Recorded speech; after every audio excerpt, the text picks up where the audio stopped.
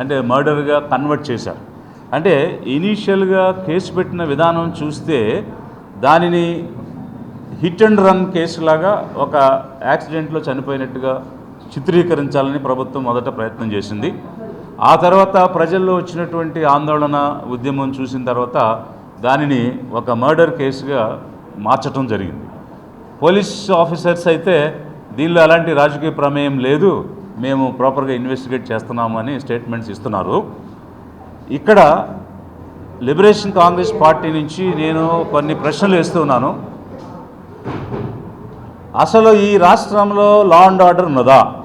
శాంతి భద్రతలు అనేవి గాలికి వదిలేసిందా ఈ ప్రభుత్వం? గత 2 సంవత్సరాలుగా కేస్ ఆఫ్టర్ కేస్ హత్యలు జరుగుతున్నాయి, అలాగే దాడులు జరుగుతున్నాయి, అత్యాచారాలు జరుగుతున్నాయి. అయినా కూడా ఒక సమగ్రమైన విచారణ కానీ దానిపైన చర్య కానీ తీసుకోకుండా సామాజికంగా రాజకీయంగా పలుకుబడి ఉండి అండదండలు ఉంటే ఒక రకమైనటువంటి న్యాయం, అలా అండదండలు లేనటువంటి వర్గాలు ఉంటే వారికి మరొక రకమైన విధానం ఈ రాష్ట్రంలో జరుగుతున్నదా లేదా? ఎవరైనా తప్పు చేస్తే మా వెనకాల ఎమ్మెల్యే ఉన్నాడు, మినిస్టర్ ఉన్నాడు కాబట్టి మేము తప్పించేసుకోవచ్చు అనే ధైర్యాన్ని మీ పార్టీల గుంపు పార్టీలకు, జనసేన, తెలుగుదేశం, బీజేపీ పార్టీల్లో ఉండే వర్గాలకు మీరు ఇస్తున్నారా?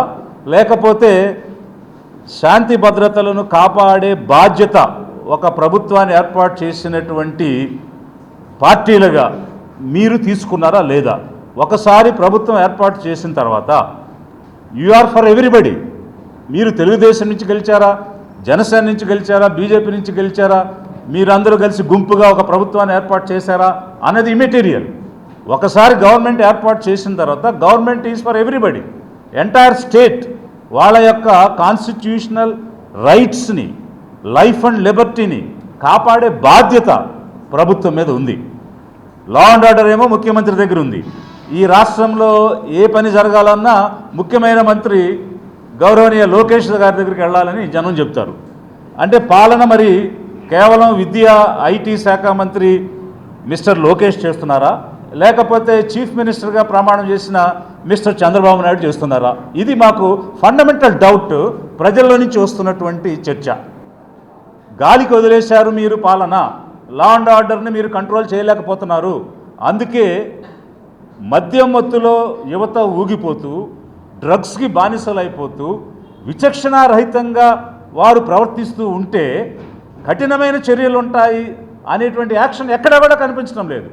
మీ తెలుగుదేశం ఎంపీనే డ్రగ్స్ దాగి పట్టుబడితే ఏలూరు ఎంపీ మహేష్ మీద ఇంతవరకు ఎలాంటి చర్య మీరు తీసుకోలేదు. అంటే క్లియర్గా అర్థమవుతుంది, మీరు వెనకేసుకొస్తారు, డ్రగ్స్ తాగేవాళ్ళని వెనకేసుకొస్తారు, డ్రగ్స్ తీసుకునే వాళ్ళని ఎంపీలుగా పెడతారు. ప్రజాప్రతినిధిగా ఒక డ్రగ్స్ తీసుకునే వ్యక్తి ఏ విధంగా కొనసాగుతాడు? మీ చిత్తశుద్ధి ఇక్కడే కనిపిస్తుంది కదా. దీన్ని బట్టి రాష్ట్రంలో జరుగుతున్న అరాచకం, మీ రాజకీయ పార్టీ వాళ్ళు అయితే ఒక రకంగా, ఎదురు పార్టీలు అయితే ఇంకో రకంగా ప్రవర్తించటం, జనం నోరు నొక్కేసేయటం, శాంతి లా అండ్ ఆర్డర్ మీ చేతిలోకి తీసుకుని మిమ్మల్ని ఎవరైనా ప్రశ్నిస్తే, ఒక యూట్యూబర్ అయినా, ఒక సోషల్ మీడియా యాక్టివిస్ట్ అయినా, ఒక ప్రెస్ రిపోర్టర్ అయినా లేనిపోని కేసులు పెడతారు. ఇక్కడ ఆంధ్రప్రదేశ్ రాష్ట్రంలో ఉగ్రవాదం ఉందా? ఉగ్రవాదం ఉన్నప్పుడే ఉన్నట్టుగా ఏమైనా గూఢచారి నివేదికలు ఉన్నాయా? ఎక్కడైనా టెర్రరిజం ఆంధ్రప్రదేశ్లో ఉన్నట్టు ఒక ఇంటెలిజెన్స్ రిపోర్ట్ కానీ, ఒక సెంట్రల్ ఇంటెలిజెన్స్ రిపోర్ట్ కానీ ఉన్నాయా? మరి ఏమీ లేని పరిస్థితిలో ఒక యూట్యూబర్ మీద యూఏపీఏ చట్టం కింద ఎలా సెక్షన్ పెడతారు? ఆ సెక్షన్ ఎలా నిలబడుతుంది?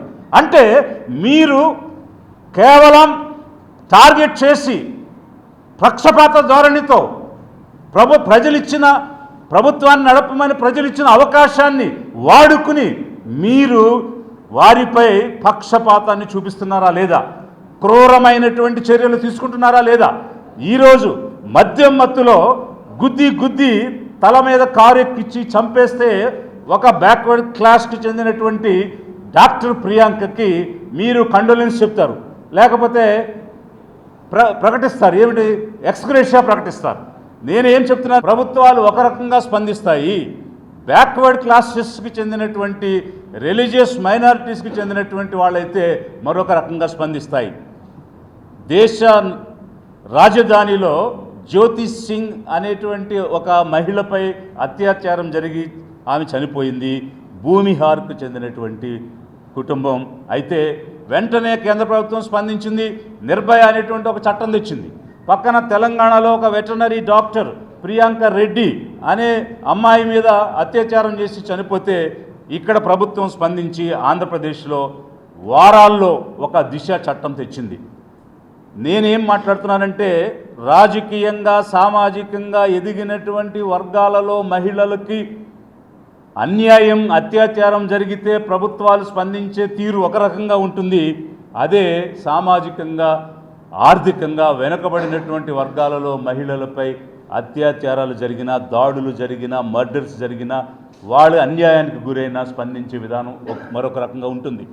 ఆంధ్రప్రదేశ్ ప్రభుత్వం హుటాహుటిగా ఆ రోజు దిశ చట్టం తెచ్చినటువంటి దాన్ని నేను తప్పుపట్టడం లేదు. ఆ దిశ చట్టం తేవడాన్ని నేను లిబరేషన్ కాంగ్రెస్ పార్టీ నుంచి అభినందిస్తున్నాను. కానీ ఆ ప్రోయాక్టివ్నెస్, అదే స్పందన ఒక బ్యాక్వర్డ్ క్లాస్కి చెందిన, ఒక షెడ్యూల్ ట్రైబ్కి చెందిన, ఒక షెడ్యూల్ కాస్ట్కి చెందిన, ఒక రిలీజియస్ మైనారిటీకి చెందిన వాళ్ళ మీద జరిగినప్పుడు ఈ ప్రభుత్వాలు ఎందుకు అదే స్పీడ్లో స్పందించడం లేదు? ఇది మేము లిబరేషన్ కాంగ్రెస్ పార్టీ నుంచి నిలదీస్తున్నాం, అడుగుతున్నాం.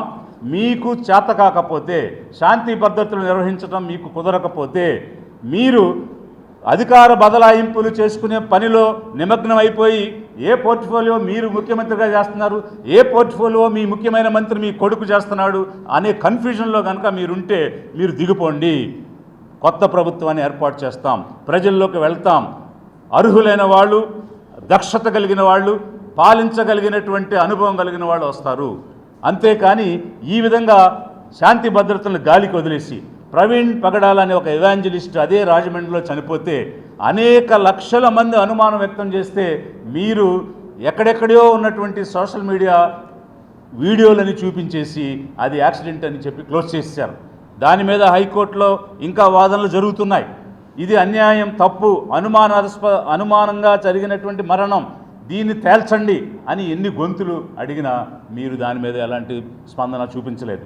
ఇలా మరి ఒక షెడ్యూల్ ట్రైబ్కి చెందినటువంటి వ్యక్తి ప్రీతి అనే అమ్మాయిని ఒక స్కూల్లో రేప్ చేసేసి ఆ హాస్టల్లో మృతదేహం దొరికితే దాని గురించి ఈరోజు అధికారంలో ఉన్న ఉప ముఖ్యమంత్రి గౌరవనీయ మిస్టర్ పవన్ కళ్యాణ్, నేను దీనికోసం చేస్తాను, మీకెవరికి పట్టదా, ఒక బిడ్డను చిదిమేసి చెరిపేసి చంపేస్తే మీకెవరికి మానవత్వం లేదా అని అరిచి గీపెట్టి ఓట్ల కోసం స్టేట్మెంట్ ఇచ్చి ఈరోజు అధికారం వచ్చాక ఆధారాలు లేవు అని మాట్లాడుతున్నారంటే సిగ్గు లేదా? ఎందుకు మీరు మాట ఇచ్చారు? ఆ రోజు మాట ఇచ్చేటప్పుడు మీ విజ్ఞత ఏమైంది? మీ జ్ఞానం ఏమైంది? మీ చిత్తశుద్ధి ఏమైంది? ఈరోజు అధికారం వచ్చిన తర్వాత మీ చిత్తశుద్ధి ఎందుకు వెళ్ళిపోయింది? మీ విజ్ఞత ఎక్కడికి పోయింది? ఎందుకని మీరు మాట ఇచ్చి తప్పారు? సమాధానం చెప్పాల్సిన అవసరం ప్రజాస్వామ్యంలో ఉందా లేదా? Being a minister after getting in to power, how can you escape from the responsibility? ఇది మేము లిబరేషన్ కాంగ్రెస్ పార్టీ నుంచి నిలదీస్తున్నాం. రేపు 19వ తేదీ, ఇప్పటికి 9 సంవత్సరాలు అయింది ఆ బిడ్డ చనిపోయి. వారు ఒక యాత్ర చేసి న్యాయం కోసం పోరాడాలనే ఒక ఉద్దేశంలో ఉన్నామని మాకు చెప్పున్నారు. ఆ యాత్రకు లిబరేషన్ కాంగ్రెస్ పార్టీ నుంచి ఆ తల్లి పార్వతికి మేము మద్దతు ఇస్తూ ఉన్నాం.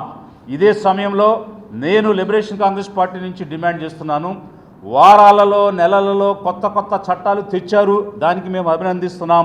అదే సమయంలో ఇప్పుడు జరిగేటువంటి అన్యాయాల మీద, దాడుల మీద మీరు చర్యలు తీసుకోండి. మీరు డ్రగ్స్ ఎందుకు ఆపలేకపోతున్నారు? మీరు కేవలం అర్ధరాత్రి పూట ప్రయాణం చేసే, డ్రైవింగ్ చేసే వాళ్ళ దగ్గరే బ్రీత్ అనాలిసిస్ చేస్తున్నారు, మాల్స్కి తాగొస్తున్నారు. ఆ రోజు సినిమా హాల్కి తాగొచ్చారు. వాళ్ళు తాగొస్తే వెళ్ళిపోమని పంపిస్తే వాళ్ళు రోడ్డు మీద వెళుతూ ఈ 28 సంవత్సరాల అమ్మాయి డాక్టర్ని చంపేశారు. ఏ విధమైనటువంటి ప్రివెంటివ్ చర్యలు మీరు తీసుకుంటున్నారు? లిబరేషన్ కాంగ్రెస్ పార్టీ నుంచి we are demanding, you please restore the law and order, you please restore the confidence among the people. ఇక్కడ శాంతి భద్రతలు ఉంటాయి అనే ఒక నమ్మకాన్ని ప్రజల్లో కలిగించమని, అది ఏ వర్గానికి చెందిన వాళ్ళైనా సరే సమన్యాయం ఇవ్వమని ఎమ్మెల్యే నుంచో ఆఫీసర్స్కి నేను చెప్తున్నాను. మీరు న్యూట్రాలిటీ మెయింటైన్ చేయ, ఆ రాజకీయ పార్టీకి బానిసలైపోయి వాళ్ళు చెప్పిన విధంగా మీరు ప్రవర్తిస్తే రేపు ఇంకో రాజకీయ పార్టీ అధికారంలోకి వస్తే మీ గతి ఏమవుతుంది? మీ పరిస్థితి ఏమవుతుంది? అదా మీకు నేర్పించింది మీ ట్రైనింగ్లో, ఈ చట్టంలో రాజ్యాంగం చెప్పింది అదేనా? మీరు సొంత లాభాల కోసం, స్వార్థం కోసం ఆలోచిస్తే ఒక న్యూట్రాలిటీతో పనిచేయాల్సిన బ్యూరోక్రసీ అమ్ముడిపోయి రాజకీయ పార్టీలకు దాసోహం అయిపోతే రాజ్యాంగాన్ని ఎవరు నిలబెడతారు? ప్రజలకు న్యాయం ఎవరిస్తారు? ప్రజలు ఎవరిని నమ్మాలి? దయించి bureaucracy, IAS, IPS, police officers అందరినీ కూడా నేను రిక్వెస్ట్ చేస్తూ ఉన్నాను, please restore the law and order. ఎందువల్లంటే ఈరోజు ప్రియాంక చనిపోయింది, మరి ఆ కుటుంబం ఎంత భయంకరమైనటువంటి శోధనలో ఉంటారు. అలాంటి పరిస్థితి ఇంకొకరికి ఎదురైతే నివారించడానికి ఎలాంటి చర్యలు తీసుకుంటుంది ఈరోజు ప్రభుత్వం? చనిపోయిన తర్వాత కాంపెన్సేషన్ ఇస్తాము, కండోలెన్స్ చెప్తామంటే అది ఏ రకంగా సమంజసమైనటువంటి పరిహారం అవుతుంది? కాబట్టి వీఆర్ డిమాండింగ్, మీరు లా అండ్ ఆర్డర్ చేయడం సరిగా లేదు, అది చాలా స్పష్టంగా అయ్యింది. ఏ వర్గానికి చెందిన వాళ్ళైనా, ఎలాంటి రాజకీయ పలుకుబడి లేకపోయినా అన్యాయాన్ని అన్యాయంగా చూడండి, న్యాయానికి ఇవ్వాల్సినటువంటి మద్దతును ఇవ్వండి. మీరు వ్యవస్థల్ని వాడుకుని మీరు కక్ష సాధింపు చర్యలు మానుకోండి. అది ఒక యూట్యూబర్ అయినా లేక ఇంకొక పార్టీ వాళ్ళైనా